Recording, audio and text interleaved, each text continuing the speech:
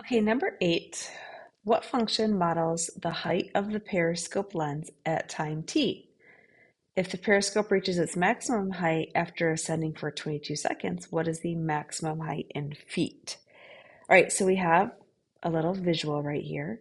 Here's our periscope lens. We can see that it is 24 inches above the surface, so that's kind of our starting position, and it's ascending at 6 inches per second. One thing I want to make note of, it's really easy to miss these details. It's ascending at 6 inches per second. One of our follow-up questions is going to deal with feet. So that change in units we're going to discuss when we get to it. But first, what function models the height of the periscope? So when we see something that wants to model the height, oftentimes we will have h of, and then the time t is our variable. So you'll see a lot of h of t, a lot of h of t functions, which is giving the height of something after a certain amount of time. So I'm just going to use h of t. It's the same as f of x, g of l, whatever. It's a labeling system.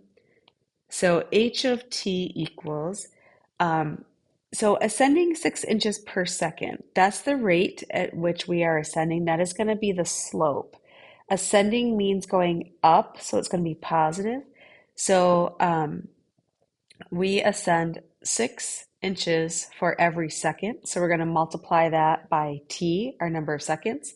But remember, we're starting 24 inches above the surface, so we're going to add that initial height of plus 24. All right, so there is our first thing.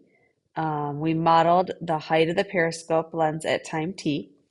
Now our next question, if the periscope reaches its maximum height after ascending for 22 seconds, what is the, oops, I meant that to be green. There we go.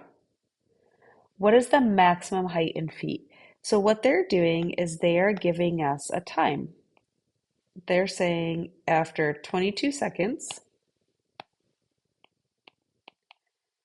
what is the height of the periscope? And they're also saying that this will be the maximum height. So they're giving us a time of 22 seconds. So we're going to say, well, our height at 22 seconds is equal to. So we're going to evaluate our function for 22 seconds. We'll just plug in a 22 times t, or I'm sorry, plug in a 22 for the t. 6 times 22 and then add the 24 gives us 156. Now, what we need to remember is that we are in inches. And they wanted to know what the maximum height was in feet.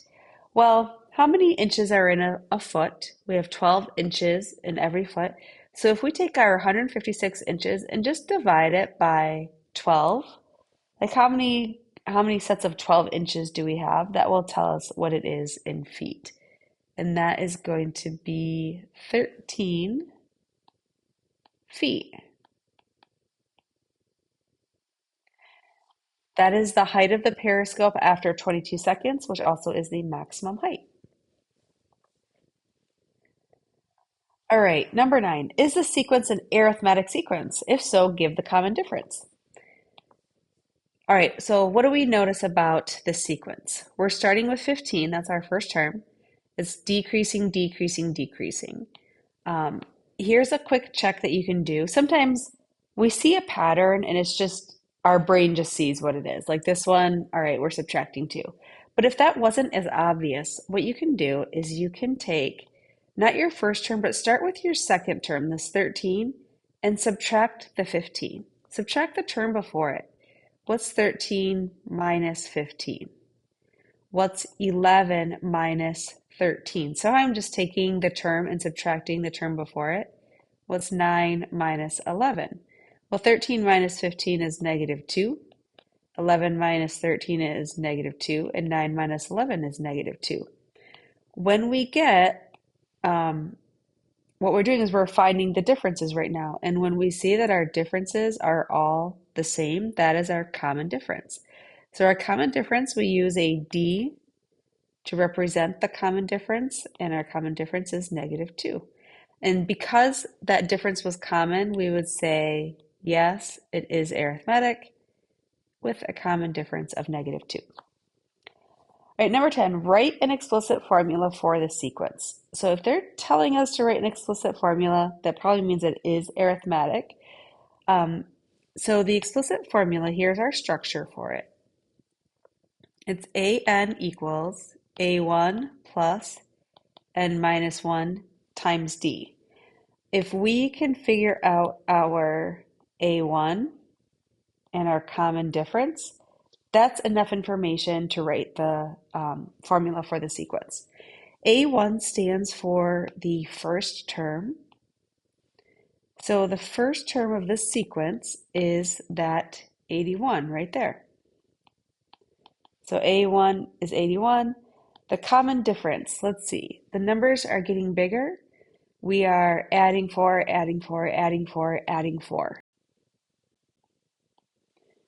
So that common difference is a positive 4. All right, we come back to our formula. AN equals, we're going to plug in an 81 for A1 plus this n minus 1 won't change, but we're going to multiply that by a 4. We don't want to leave it like this. We want to simplify, and our simplifying is just going to be distributing. We're going to distribute the 4, so 81 plus 4 times n is 4n, and 4 times -1 is -4. And then we have some like terms we can combine. Our final explicit rule is going to be an equals 81 minus 4 is 77 plus 4n. You could also write 4n plus 77. That would be the same formula for the sequence. It wouldn't be wrong to write it that way. All right, number 11. An online store charges $5 to ship 1 box and $10 to ship 2 boxes. Write an explicit formula for an arithmetic sequence to represent the amount the online store pays to ship n boxes. Use the explicit formula to determine how much the online store charges when shipping 11 items. Okay, so they're telling us it's an arithmetic sequence. I think in problems like this, it's helpful to write out the sequence just so we understand what's happening. So it says that the store charges $5 to ship 1 box. So if we're shipping 1 box, it costs $5. It's going to cost $10 to ship 2 boxes. Because it's arithmetic, that means it's increasing by the same amount through addition. So how do we get from 5 to 10? We're adding 5. So if we continue to add 5, it would cost $15 to ship 3 boxes, $20 to ship 4 boxes, and we could continue that pattern. We want to write an arithmetic sequence. Arithmetic sequence, again, is an equals a1 plus n minus 1 times d. And we have to identify the a1 and the common difference, and then we can write this arithmetic sequence. So I'm going to start writing it over here. We're going to say an equals, so a1 is the first term. Well, we listed the terms out right here, so our first term is a 5. So 5 plus, we keep the n minus 1, and then we multiply that by the common difference. So the difference is what our terms are increasing by. We're adding 5, adding 5, adding 5. So that common difference is 5. Ooh, lots of 5s. All right, to simplify this, we'll go ahead and distribute that 5. So we have 5 plus 5n minus 5. And combined like terms, we have a 5 minus a 5, which is 0. So those terms kind of cancel each other out. So we have an equals 5n. Now that we have the explicit formula for this sequence, our follow-up question is to use that formula to determine how much the online store charges when shipping 11 items. So the beauty of an explicit formula is you can use it to find any term in the sequence. You can jump to the 1 millionth term if you wanted. You don't have to build up to it. You can jump to whichever one you need. So when they ask for the 11th item, or they want to know what it costs to ship 11 items, that would be the 11th term. So that's A11 equals, and this just stands for the 11th term. It's just a label. We're going to go to our formula, 5n, and we just plug in 11 for the n if we want the 11th term. 5 times 11 is 55, so it costs $55 to ship 11 items. All right, number 12. Describe the type of association between x and y for the data set. Explain. So what we're looking for is if we have any trends in this data. When you don't have a trend, you would see points plotted kind of randomly all over the place. But if they start to kind of form um, a, a shape, in this case, they kind of are kind of forming along a line, we would say that there is an association here. And what types of associations do we have? We can have positive associations or negative associations. A positive association is as your x's increase, your y's increase. And that would look like, think of a line that would have a positive slope. So that's exactly what this one is doing. It looks like a line that would go through those would have a positive slope. A negative association is as your x increase, your y's decrease, and that would look more like a downhill line for a negative association. But this one is a positive association.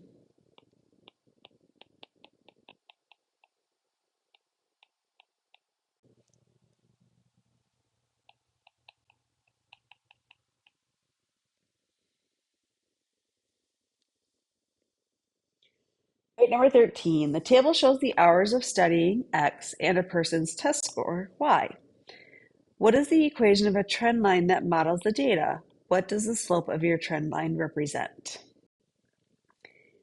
Okay, so if we just think about the situation, a person studied for 6 hours. Oh, that's a long time to study. Maybe this is for an exam, lots of information.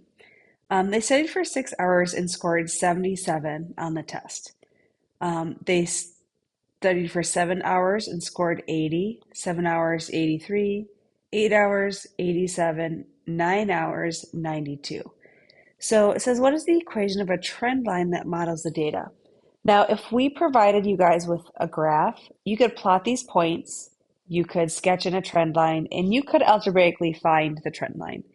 But because we're not providing you with any of that, it's okay to use a graphing calculator to do this. If you're in class and can use one of our classroom calculators, great. If not, there's an app called Calculate 84.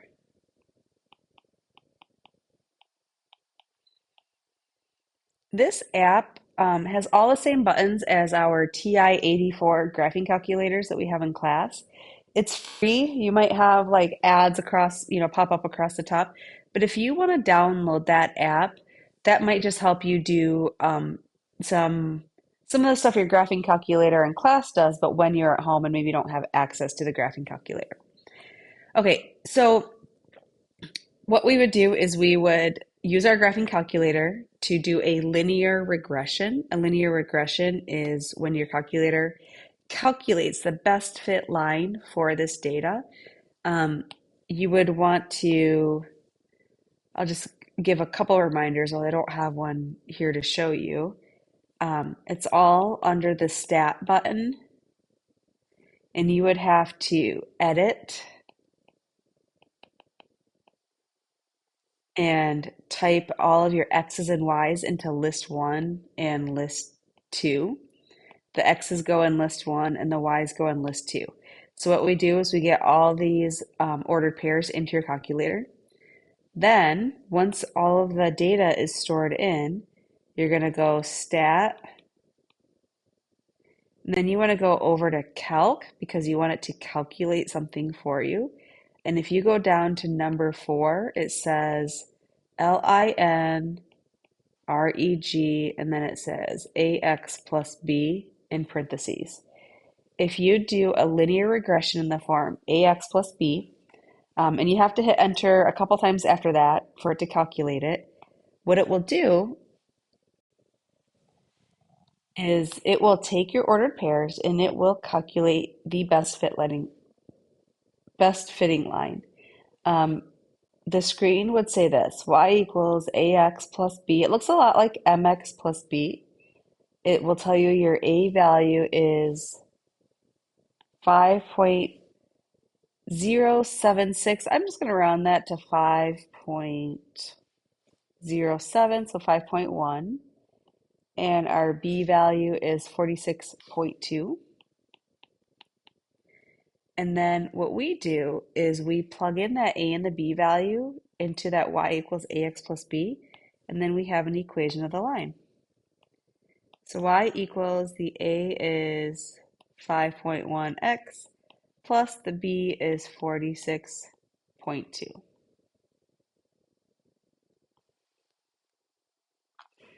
All right, let's see. What is the equation of the trend line? We got that. What does the slope of your trend line represent? So what does this 5.1 represent? So looking back at our data, X is representing our number of hours that we're studying, and the Y represents the test score. So for every hour that we study X, our test score is going to increase by 5.1, maybe we could say points or percent. I guess I'm not sure. They didn't tell us a unit for our test score. But the slope would represent an increase in 5.1, maybe we'll just say percent for every hour of studying. That's kind of like, sounds like a rate a little bit. For every hour of studying.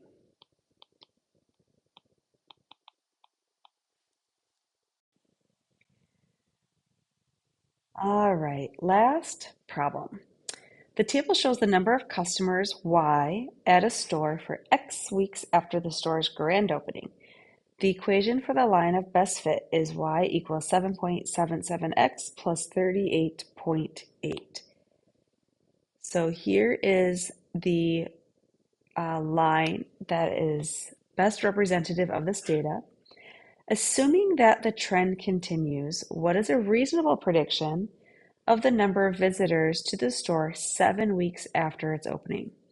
Well, if we look at our table, X is representing number of weeks. So 7 weeks is not on here. But they're saying that if we look at the trend, the first week we had 46 customers, and every week more customers are showing up. So if that trend continues, what can we expect in week 7? Well, because we have a line of best fit to represent the trend that we're seeing in the data, that's this Y equals 7.77x plus 38.8. We can use that to predict how many people will visit the restaurant in 7 weeks. All we're going to do is take the 7 and plug it in for that X.